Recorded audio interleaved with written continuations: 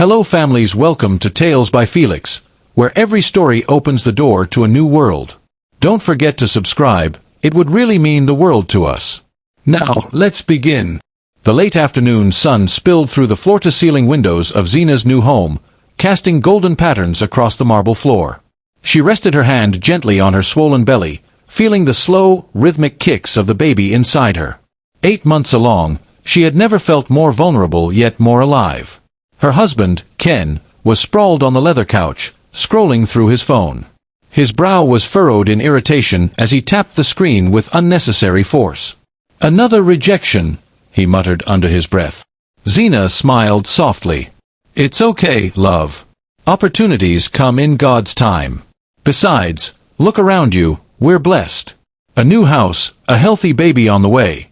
Isn't that enough for now?" Ken snapped his head up, his eyes sharp. "Enough. Easy for you to say. You don't understand what it feels like to be stuck. Everyone at those networking events is moving forward, getting promoted, starting companies, making money.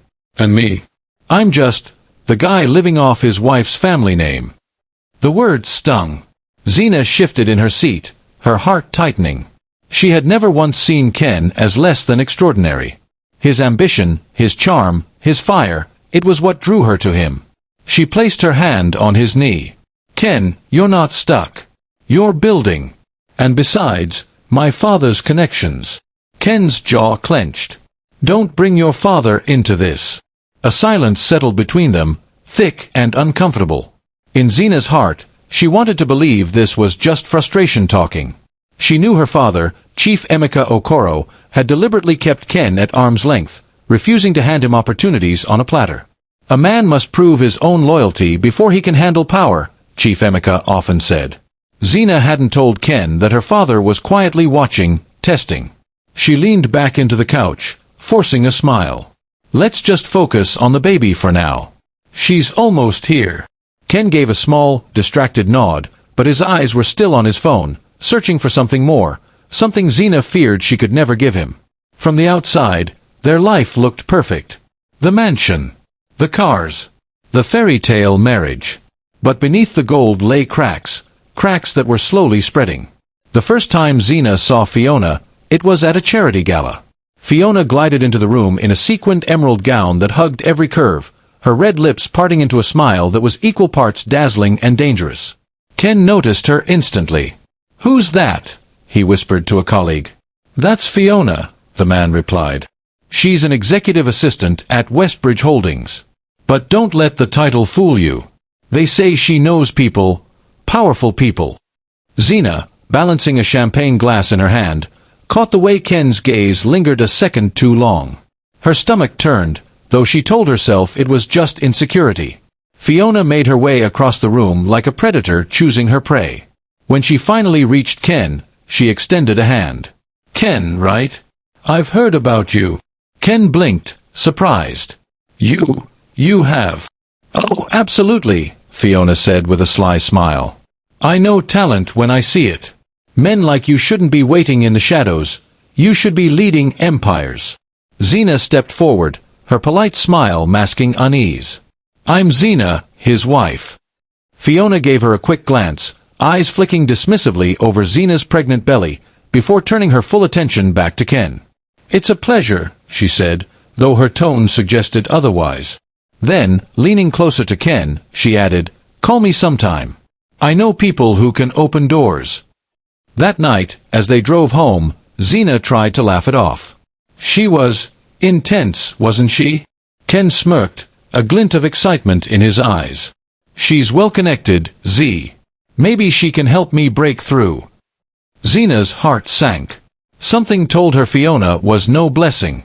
She was a serpent, and Ken was already enchanted by the hiss. It started with whispers on social media. A blurry photo at first, Ken and Fiona seated too close at a rooftop lounge.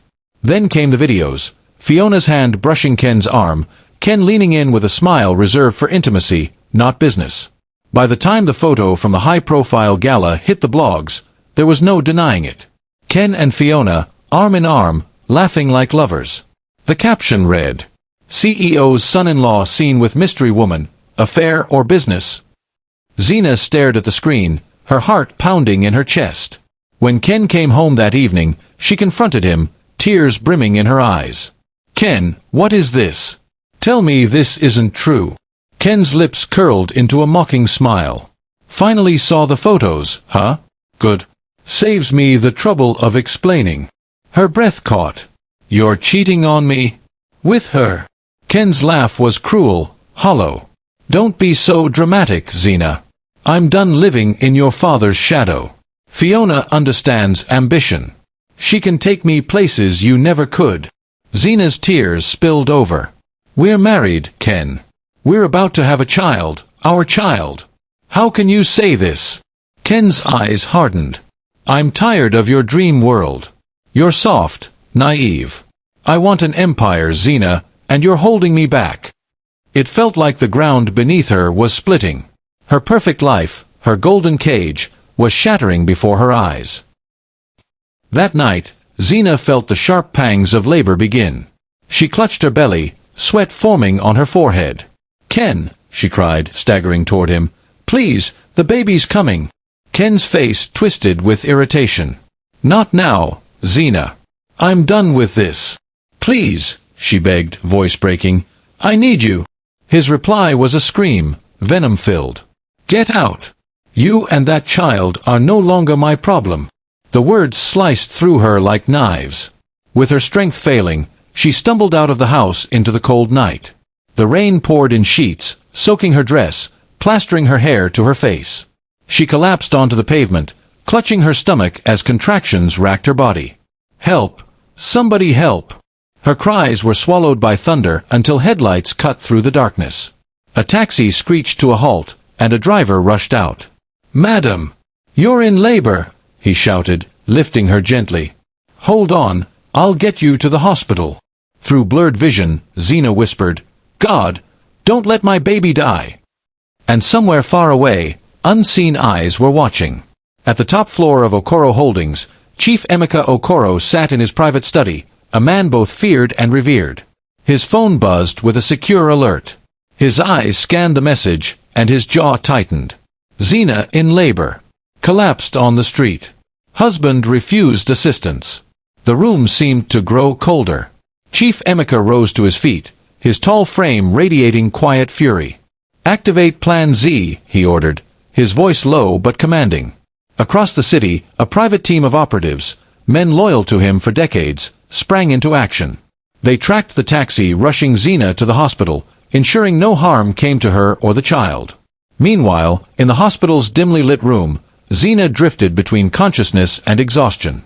The pain was unbearable, but the thought of her baby kept her anchored. "Push, madam, push," the nurse urged. With one final cry, the sound of a newborn filled the room. A baby girl, perfect and whole. Zina held her close, tears streaming down her face. "Zara," she whispered. "My Zara." As she kissed the child's tiny forehead, she had no idea the world around her was shifting. No idea that her father, the man she thought distant and cold, had just declared silent war. Chief Emeka stood by his office window, staring into the night. His voice was like steel as he murmured to himself, "Ken thinks he has won. But the game has only begun." The sterile white of the hospital walls felt like both a prison and a sanctuary. Zina sat on the bed, cradling Zara against her chest. The baby's tiny fists clutched at her gown, her soft breaths a fragile reminder of hope. But in Zina's heart, confusion brewed. The nurse had smiled as she entered earlier, holding a clipboard. "Don't worry about the bills, madam. Everything has already been taken care of." Zina frowned. "By who?" The nurse shrugged, lowering her voice as though sharing a sacred secret. "Anonymous donor. You're blessed, ma'am. Truly blessed." Zina's eyes welled with tears. She whispered a prayer of gratitude, believing it to be divine intervention. "Thank you, Lord. You didn't abandon me." 2 days later, discharged from the hospital, she was escorted by the same kind taxi driver to a modest but beautifully furnished apartment in a quiet neighborhood. The rent, paid. The fridge, stocked. Even Zara's crib stood ready, adorned with pink bedding and a mobile of stars. Zina sank into the couch, overwhelmed. Who could have done this? The driver gave her a warm smile. Some blessings don't need explanations. What she didn't know was that her father's operatives had arranged everything, their orders clear. She must never feel abandoned again. But Emeka kept his distance. He knew Zena's healing required her own strength. He would give her tools but never reveal the hand that placed them. For now. The days turned into weeks, and Zena learned the rhythm of single motherhood. She would rock Zara in the early mornings, whispering lullabies through tears of exhaustion. By day, she scoured online platforms for remote work, content editing, transcription, design gigs, anything to earn her keep. It wasn't easy. Some nights, she fell asleep over her laptop, Zara nestled against her chest. Yet, there was a fire inside her now, one she didn't recognize before. One evening, staring at her reflection in the mirror, she whispered, "Never again. I will never beg anyone for love, never be mocked for weakness. I'll rise, for Zara." She tied her hair into a bun, put on a crisp blouse, and returned to her computer. This was the night Chinyere Okafor was reborn. Across the city, Chief Emeka received a discreet update from his head of security. "She's adapting, sir. Stronger every day." The old man's stern face softened with pride. "Good. She must walk her own path. But when the time comes, she will not walk alone." Ken, meanwhile, was living his dream, or so he thought. Fiona had secured him a consulting role at a tech startup linked to her company. The salary was outrageous, the perks endless. Together, they attended glittering parties, posed for magazines, and basked in the glow of envy. At one such party, Ken raised his glass. "To us, Fiona, the new power couple of Lagos." Fiona smirked, draping herself on his arm. "To us. But remember, darling, in this world appearances are everything." Ken grinned, completely blind to the truth. He believed he had finally broken free from Zena's shadow, that he was destined for greatness. But underneath the champagne bubbles and flashing cameras, Fiona's world was fragile. Her connections were smoke and mirrors. The company she worked for had grown suspicious of her lavish spending and unexplained influence. At night, when Ken slept beside her, Fiona would sit by the window, gnawing at her nails. She knew the facade couldn't last forever. But until it cracked, she would ride it for all it was worth. In his office, Chief Emeka sat in silence, reviewing reports spread across his mahogany desk. Every business deal Ken attempted had been flagged and quietly dismantled by Emeka's invisible hand.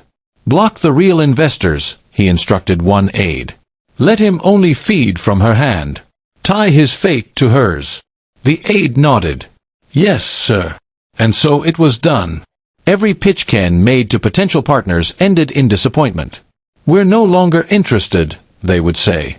Or, "Your proposal doesn't align with our goals." Ken would storm back to Fiona. "What's happening? Why do deals keep collapsing?" Fiona would stroke his arm with feigned calm. "Relax, darling. I'll take care of it. Trust me." And trust her, he did, blindly. But slowly, the walls were closing in. Ken didn't realize it yet, but his empire was a house of cards, one gust away from ruin. The storm came faster than expected.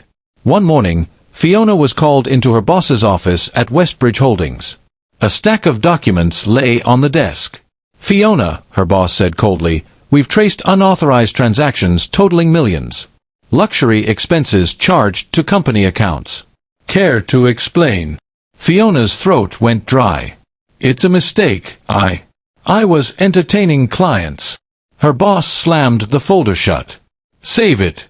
You're finished here. And the police will want a word." By afternoon, Fiona's name was trending, not as a glamorous socialite, but as a fraud. Cameras swarmed her apartment, flashing lights capturing her in handcuffs as she screamed, "This is a setup. I'm innocent." Ken stood frozen as the news played on TV. His phone buzzed endlessly, investors pulling out, creditors demanding payment, former friends cutting ties. He staggered back, muttering, No, this can't be happening." But it was. The woman he left Zena for was not a queen-maker, but a criminal. And with her downfall, his glittering life collapsed into ash. Ken sat in his once grand apartment, the lights dim because he could no longer afford to keep every room lit. Empty bottles cluttered the glass table. His tailored suits hung limp on the couch like abandoned skins. The phone rang again. He let it buzz until it stopped. Another creditor, no doubt. Then a sharp knock echoed through the room. He opened the door to find a courier holding a thick envelope. "Mr. Kenneth Ibe?" "Yes."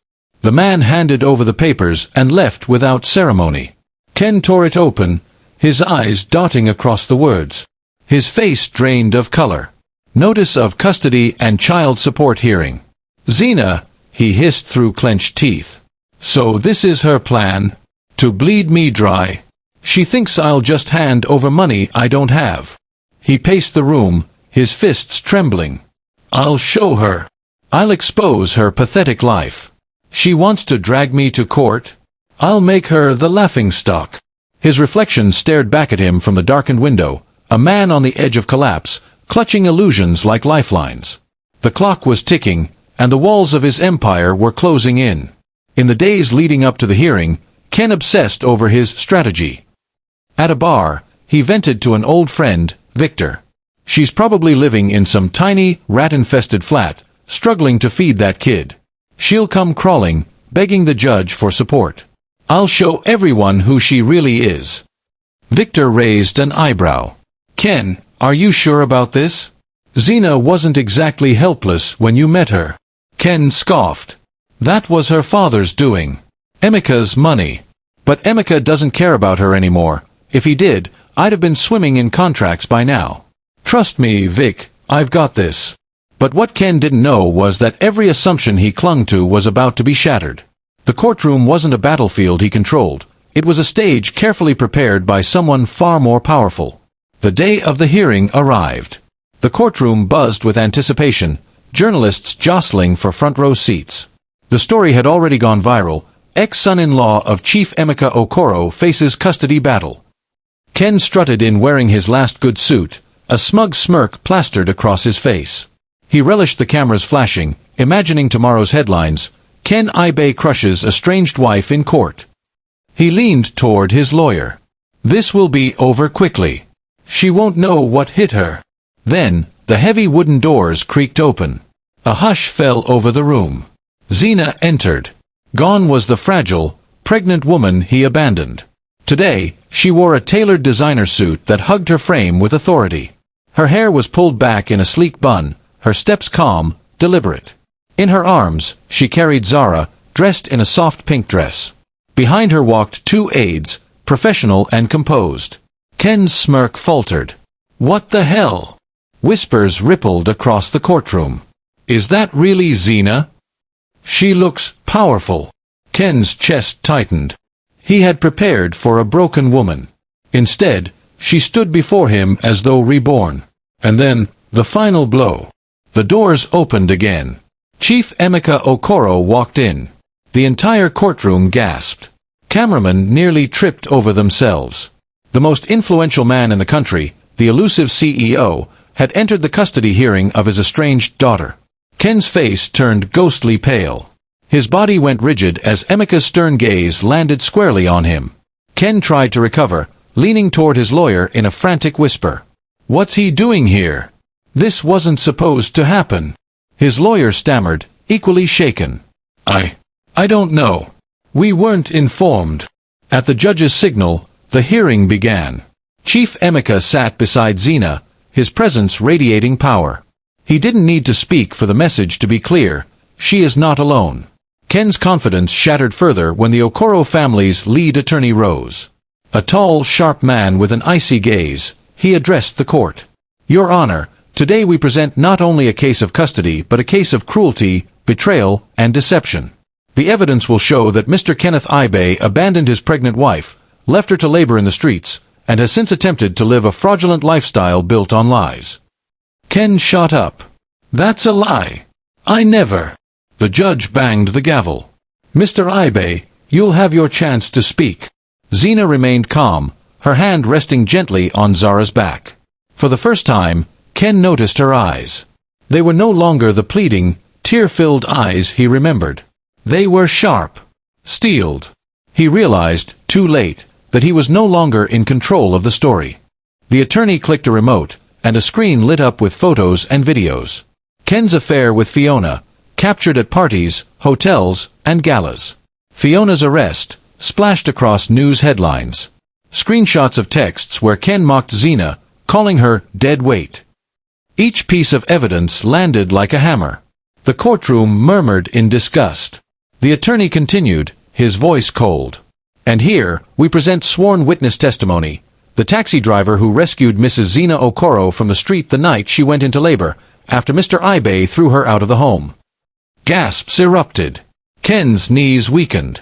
Furthermore, the attorney pressed on, financial records reveal that Mr. Ibe lived off fraudulent credit and illegal funds tied to Ms. Fiona Okeke's embezzlement. He has no stable income, no assets, and multiple debts. He is, in fact, financially insolvent. Ken clutched his head. This isn't fair. This is a setup. Chief Emeka finally spoke, his voice deep and resonant, silencing the room. You think betrayal comes without consequence? You thought you could discard my daughter like trash? Kenneth, I let you believe you were winning. But every step you took was in my palm. Ken's mouth opened, but no words came out. His humiliation was complete. The judge's gavel struck. Enough. I have heard more than enough. And just like that, the empire Ken thought he had built crumbled to dust. The courtroom was silent as the judge leaned forward, glasses perched on the edge of his nose. He tapped his pen against the desk, scanning the mountain of evidence one last time. Mr. Kenneth Ibe, he began, his voice steady, this court has seen proof of your infidelity, your financial recklessness, your cruelty toward your wife, and your abandonment of your child. Ken's lawyer tried to interject, but the judge raised a firm hand. Silence. The judge turned to Zina. Mrs. Zina Okoro, your strength in the face of such treatment is commendable. This court grants you full custody of your daughter, Zara. Furthermore, Mr. Ibe, you will pay child support commensurate with your income potential, not your present state. This amount will ensure you carry the weight of responsibility for the daughter you abandoned. Ken's mouth fell open. But, Your Honor, I don't have that kind of money. I'm already drowning. The gavel struck. That is not this court's problem. You chose this path. The finality of the judgment echoed like thunder. Ken collapsed into his chair, his face buried in his trembling hands. Zina held Zara close, her lips brushing the baby's soft hair. For the first time in months, she felt truly free. The very next day, the story dominated every media outlet. Headlines screamed, Ken Ibe loses custody battle to heiress Zina Okoro. Chief Emeka breaks silence, publicly supports daughter. From betrayal to power, Zina Okoro steps into father's empire. At a press conference held in the gleaming lobby of Okoro Holdings, Chief Emeka stood proudly beside his daughter. Dozens of cameras flashed as journalists strained to capture the moment. My daughter, Chief Emeka declared, is not just a survivor. She is a leader. Effective immediately, Zina Okoro is appointed Director of Strategic Development. One day, she will succeed me as CEO of Okoro Holdings. Gasps filled the room. Reporters scribbled furiously, snapping photos of the poised young woman standing tall in her tailored navy suit. Zina stepped to the podium. She cleared her throat, her voice calm but resolute. This is not about revenge, she began. This is about resilience. About proving that no matter how hard life tries to break us, we can rise again. For my daughter, for every woman who has been silenced, I choose to stand tall. The room erupted in applause. Social media exploded with hashtags. Hashtag Zinarises, hashtag Okoro Legacy, hashtag Power and Grace. Ken watched the broadcast alone in his apartment, the screen casting harsh light over his hollow face. The woman he once mocked as soft, now commanded the respect of an entire nation. And he was nothing. Days later, Ken walked out of the courthouse after signing yet another set of legal documents. This time, creditors finalizing their claims on what little remained of his assets. The once dashing man now looked gaunt. His suit hung loose, his tie crooked. As he stepped outside, a swarm of reporters surrounded him. Ken, do you regret leaving Zina? Ken, how will you pay the child support? Ken, what do you think of her new position at Okoro Holdings? Microphones thrust into his face, cameras flashing like lightning. Ken raised his hands, his voice cracking. No comment. But the crowd pressed harder, their words sharp, merciless. He pushed past them, his footsteps echoing in the corridor, his head bowed. Across the street, on a giant billboard, a photo of Xena beamed down on him, Xena with Zara in her arms, beneath bold words. Strength. Leadership. Legacy. Ken froze, staring up at the image. His chest tightened as shame surged through him. He whispered under his breath, "What have I done?" Then, without looking back, he disappeared into the crowd, swallowed by the anonymity he once feared more than anything. Weeks later, Xena sat across from a respected journalist in a sunlit studio. Cameras rolled as millions tuned in to watch the most anticipated interview of the year. The interviewer leaned forward. "Xena, the world knows the story of your husband's betrayal. But what people want to know is, how did you find the strength to rise from that?" Xena smiled faintly, her eyes glistening. "When Ken left me, I thought my life was over. I was pregnant, alone, and broken. But then I held my daughter in my arms, and I realized, my story wasn't ending. It was just beginning." The interviewer nodded. "And now you're stepping into your father's shoes as the future leader of a multi-billion-dollar empire. Do you see this as revenge?" Xena shook her head. "No. Revenge is temporary. But resilience is forever. My father taught me something. True power is not in destroying others, but in building something that lasts. For me, that's Zara. Everything I do now, I do for her." Clips of the interview went viral within hours. Women across the world shared her words, calling her an icon of strength. Young girls posted videos saying, "I want to be like Xena Okafor." Xena had become more than a CEO's daughter. She had become a symbol. Late one evening, Xena stood alone in the CEO's office at Okafor Holdings. The city skyline glittered beyond the glass, lights twinkling like distant stars. On the wall hung a massive portrait of Chief Emeka in his younger days, stern, commanding, untouchable. Xena approached the desk, placing a framed photo of herself and Zara beside her father's papers. She traced her finger across Zara's smiling face. Her father entered quietly, his presence filling the room. For once, his expression softened. "You've done well, my daughter," he said. "Better than I could have imagined." Xena turned to him, her voice steady. "I couldn't have done it without you, Papa. You gave me strength, even when I didn't know it." He nodded, pride glimmering in his eyes. "And now, the empire is yours to shape. But remember, power is not for comfort. It is for responsibility." Xena smiled, looking out at the sprawling city. She whispered to herself, "No longer a cage. Now, it's my throne." She lifted Zara into her arms, the child giggling, tiny hands reaching toward the glittering skyline. And in that moment, Xena realized the truth. Her pain had not been her weakness. It had been the very foundation of her legacy. The abandoned princess was gone. In her place stood a queen. The end.